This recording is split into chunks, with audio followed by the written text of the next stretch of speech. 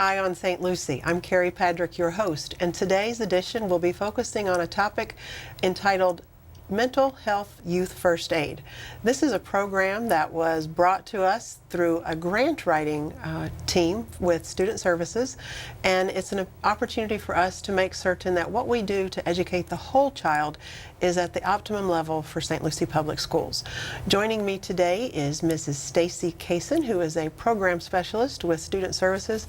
Stacey, welcome to Eye on St. Lucie. Thank you. You are going to be able to shed light onto the program itself, yes, what resources and training opportunities are provided, and the fact that this is through a grant is tremendous, yes, because what we do in St. Lucie, we know that whenever we can partner with other agencies, it makes our system stronger.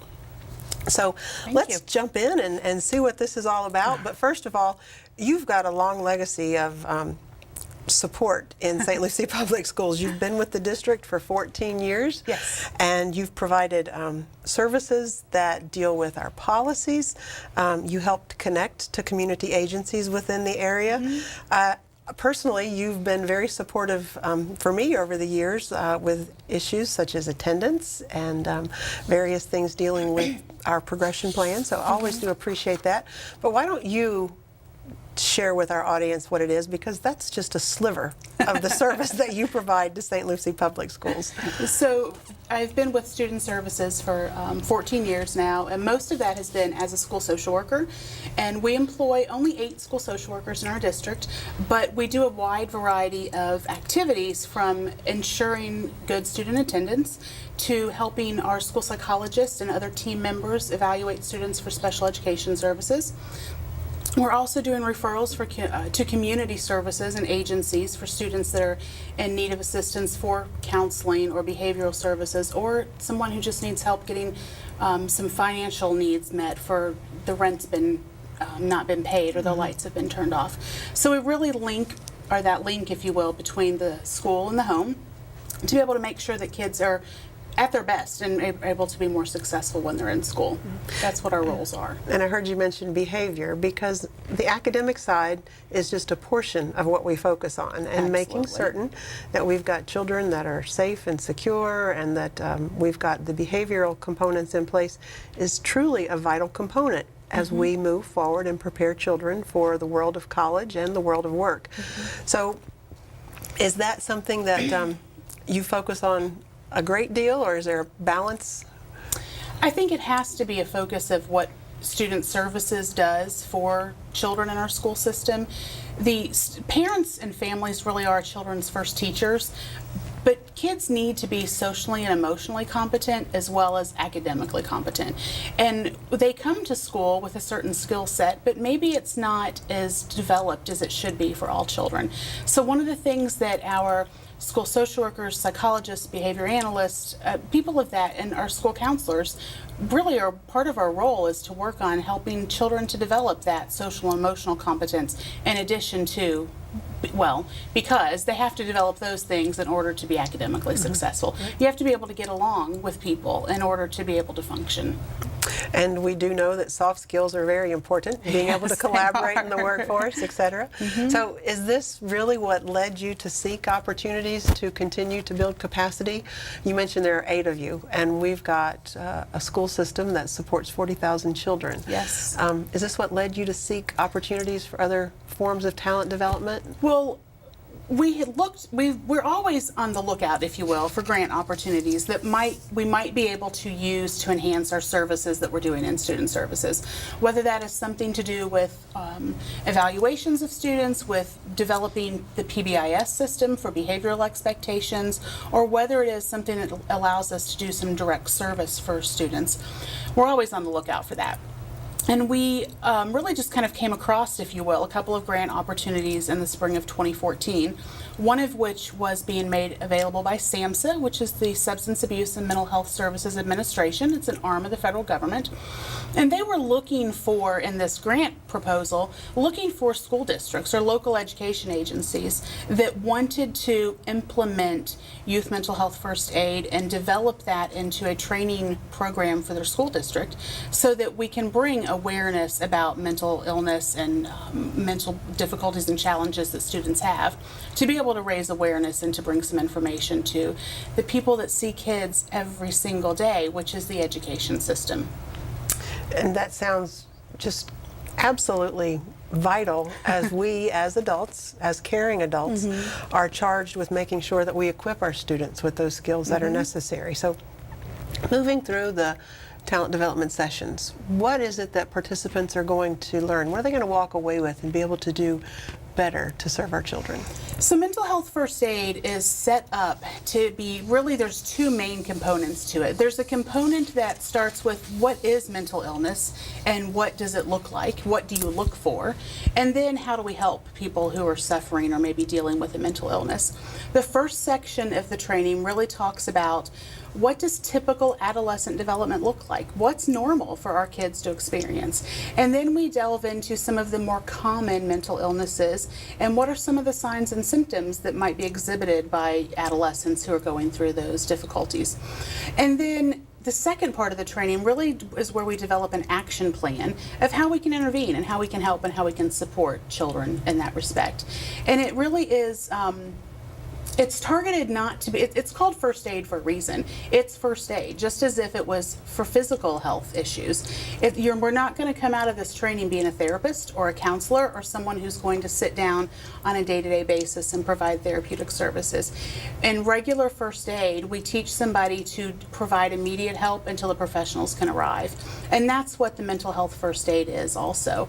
We're teaching folks basic signs and symptoms and how to support students when they're having difficulties, so that then we can get them connected to the appropriate professionals that could help them overcome the situation that they're dealing with at that time.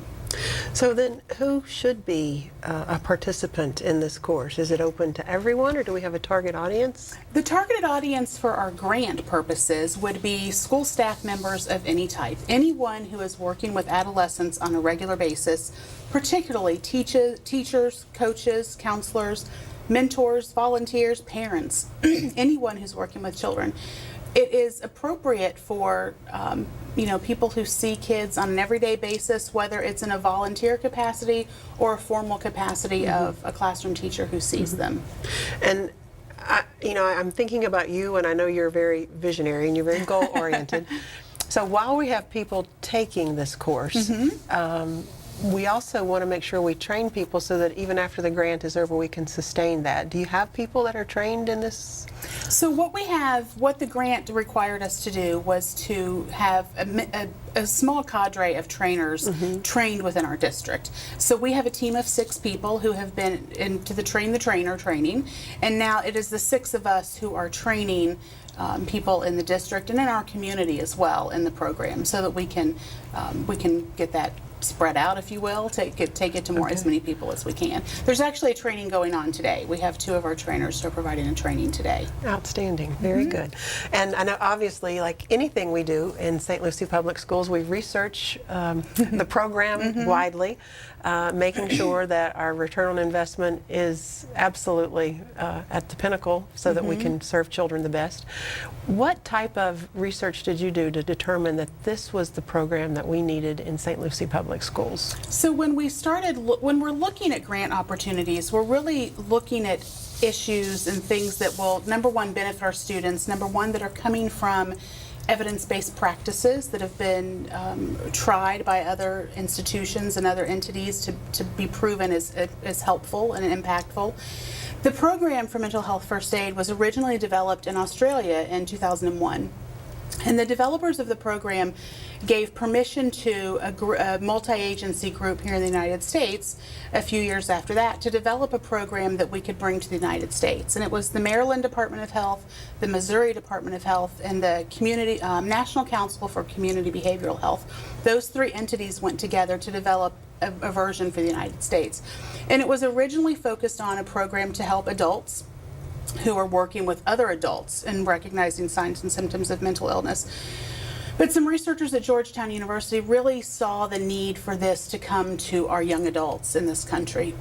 And so in 2011, that's how new this program is. In 2011, those researchers at Georgetown worked on translating this into a program that was more applicable towards youth. And when they did that, it only took a short amount of time. By 2012, they started testing it and piloting it in many different settings across the country. And so far, the literature and the studies that have come out of the testing indicate that it does encourage those who have gone through the training. It improves their knowledge base about mental illness, which then helps to reduce stigmatization of the negative things that people have about mental illness. And it also increases people's response towards getting help for those who are in need and who are suffering from mental illness. So there's good research behind it from a lot of national state government folks and national organizations that indicate that it is a well worth it program. And it has even been endorsed by the First Lady, that she was on, did a press conference earlier in the year for the Mental Health First Aid organization, that it's something that has been recognized that is a national health crisis that we need to deal with. And we have to, like you said, deal with it. We have to be able to recognize and then take appropriate steps in order to support the students.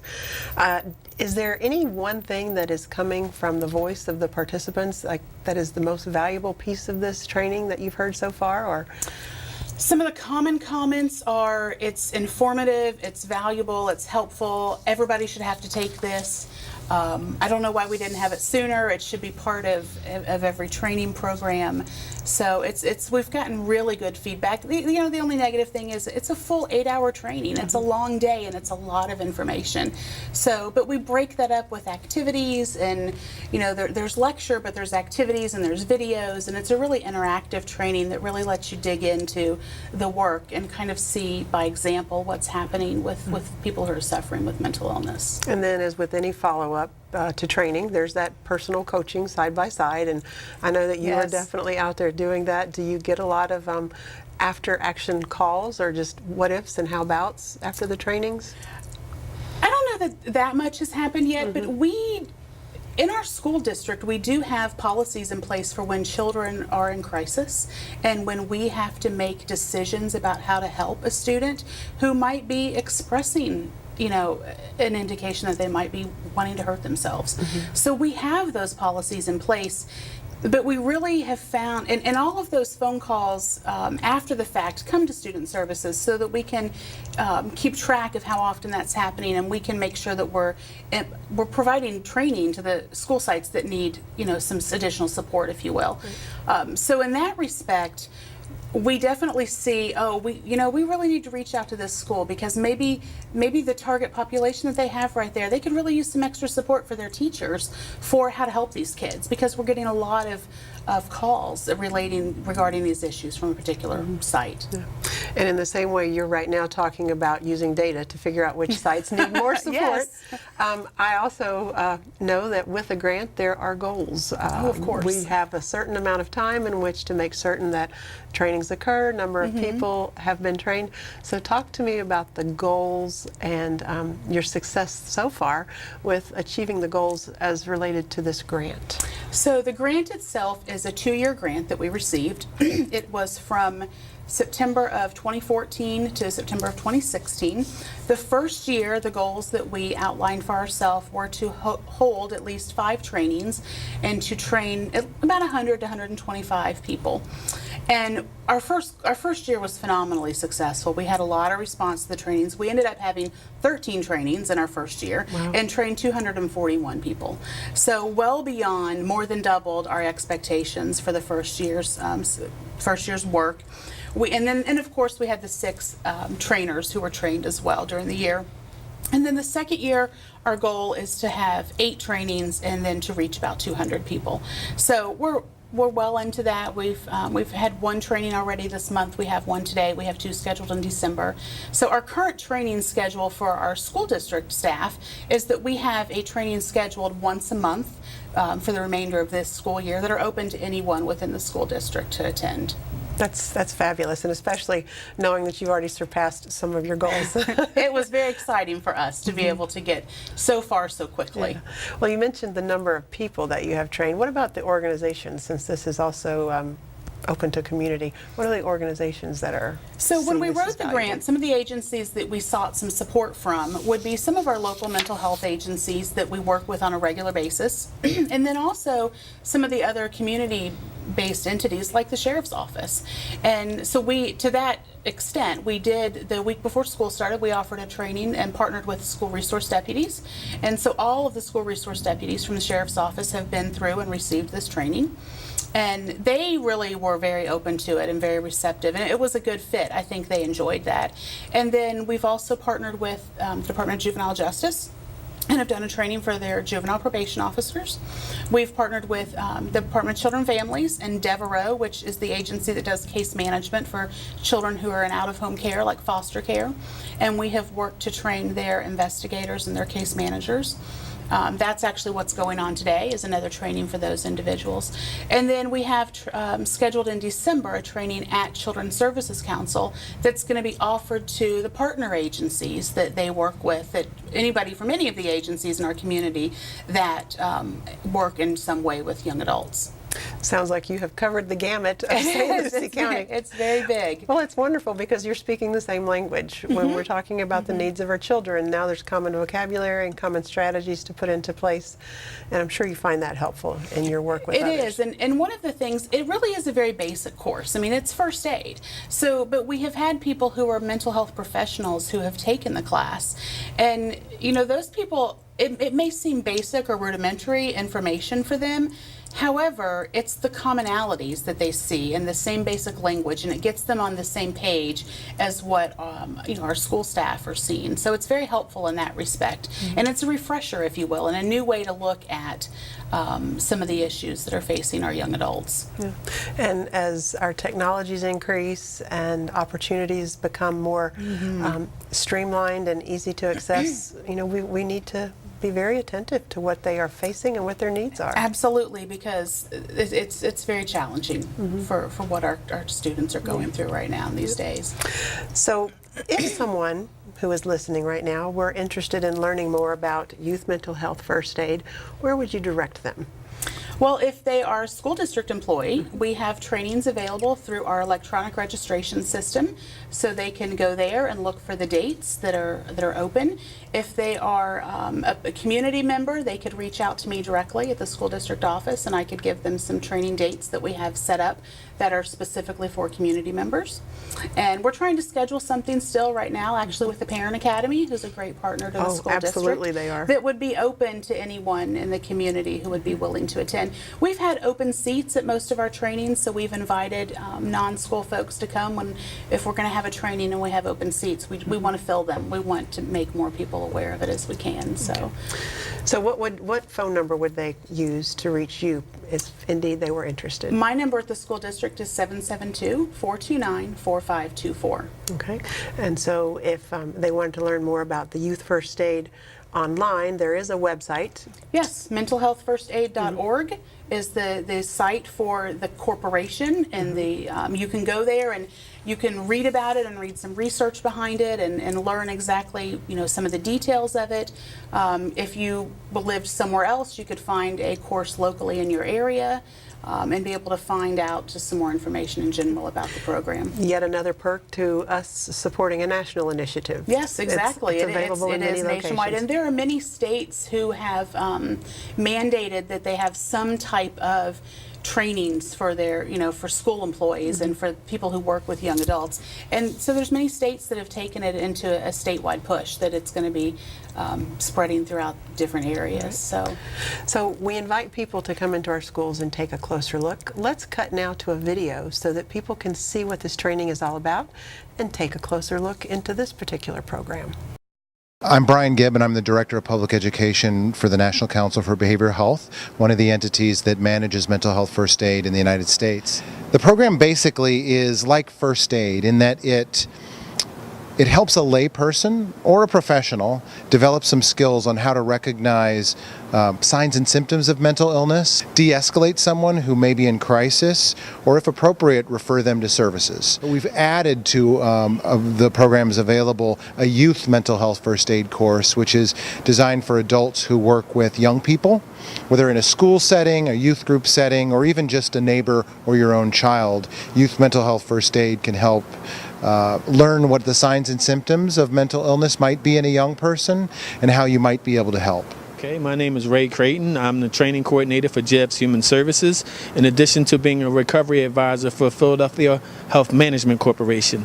I'm here to take this course because it basically enhances my skill and knowledge base to support people who are having issues directly related to mental health and to get them further along their road to recovery. We get a lot of questions about, well, is it appropriate for, say, a mature group of high school seniors or juniors to take mental health first aid youth? And I would say absolutely. As a former high school teacher myself, although that wasn't the initial design of it, certainly that's an appropriate audience. I know that some of you work with those populations and are probably happy to hear that. We have some questions about people like, well, what about like middle school students? Well, you know, that's a little young for this, and I think you'll see that as we go through the content, is that it's pretty advanced and some of the material is pretty intense. So our goal here today and tomorrow is to model the curriculum, give you a chance to look under the hood to see what it's all about. Basically, the first half of the course is, this is what you might see and what it could be. I choose my qualifiers very consciously, because we're not exactly sure what we're seeing, right? But the second half is going to be, this is what you might do. And the beauty of mental health first aid is you don't have to diagnose somebody's illness to be helpful. What we're going to try to do with this course is to help us all to improve our radar and trying to understand what are some warning signs that we should look out for, and how do those differ from some of the typical adolescent things that go on, because there can be some confusion sometimes. So on this list here, you're going to see a number of the different types of mental disorders or mental illnesses that you might have heard about already, or seen some information about in one way or another. What I would like you to do is draw a picture of an adolescent and all the changes that he or she might be going through as they go through adolescence. So the physical changes, some of the emotional changes, some of the behavioral or social changes, you know, kind of the relationships that they might be having.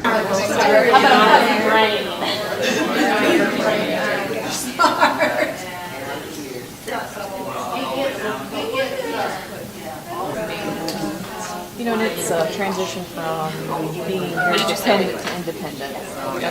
But they're also really aware too. So very wide-eyed. We got independence warning with dependence. And then peer pressure, fears, a lot of pressure on, you know, what we're going to do when we grow up, and are we going to pass the test, and are we going to fail or pass this year and go on to the next grade. Relationship issues, got hormones going on all over the place, acne maybe. So all these different things. I mean, this is a really intense period, right? And even though we've all gone through it, it's, you know, it's in the past, and some of us are, you know, glad that we've gone through it. But just, you know, think about how challenging that can be. And then to help you do that, to help you think about reaching out to that young person, we have something called ALGE. Just like in regular first aid, where you have the ABC action plan, we have the ALGEE action plan. And this stands for ALGE, and it actually is a little koala bear that we use to remind us of what to do. In any situation, the first thing that you will be doing is you're going to assess for the risk of suicide or harm. You will always listen non-judgmentally. You give reassurance and information. You encourage appropriate professional help, professionals being physicians, social workers, psychologists, and you encourage self-help and other support strategies. This could be reading, whatever groups, there are groups that are formed for this. Also, just because it spells out ALGEE does not mean that you cannot mix these at any given time. So it may be that all you need to do is give reassurance and information, but at the same time you are always assessing the situation for any type of harm. Hi, my name is Chris Elfinar. I feel like mental health first aid is very helpful, especially with reducing stigma. Stigma is a big thing in our culture, I believe, in America, and when it comes to mental health. And so trying to take this information and present it appropriately to the public to allow them to see just that it's not as scary or whatever it is that the person is thinking mental health issues are, being able to take that fear and turn it into something that is knowledge. My name is Kelly McGee, and I'm a clinical supervisor here at CareLink under the parent company of Behavioral Health Professionals Incorporated. This is fantastic. It's timely. It is interesting. It raises the awareness. It will certainly educate the community in what we need to know about mental health, and again, to reduce the stigma and the barriers in terms of educating the schools, in terms of educating maybe our clergy, the faith-based community, and making sure that everyone knows what mental health first aid is all about. So that was very informative, and I think it helps us to understand really what participants are going to learn in the program for those who may be interested in participating. Now they have taken a closer look, and if they're interested in contacting you or learning more, they can certainly either call or visit our website. Absolutely. But Stacey, I do thank you and your colleagues for all of the work that you're doing for supporting the whole child. We are stressing academics, we are stressing rigor and relevance with what children are learning. But we also have to be attentive to the whole child and making sure that their social and behavioral needs are being met as well. This is very positive for our overall educational system. Are there any closing comments that you have that you would like to share? We're really excited that we've got this opportunity to bring this program, and because we have grant funds to do it, it's not a burden on any particular department to be able to share the information and provide the materials necessary. Really raising awareness about mental illness and learning how we can help those who are suffering goes a long way to developing the social and emotional health of our children. And research really indicates that a large majority of children will deal with some type of mental illness in their school years, almost 1 out of 5.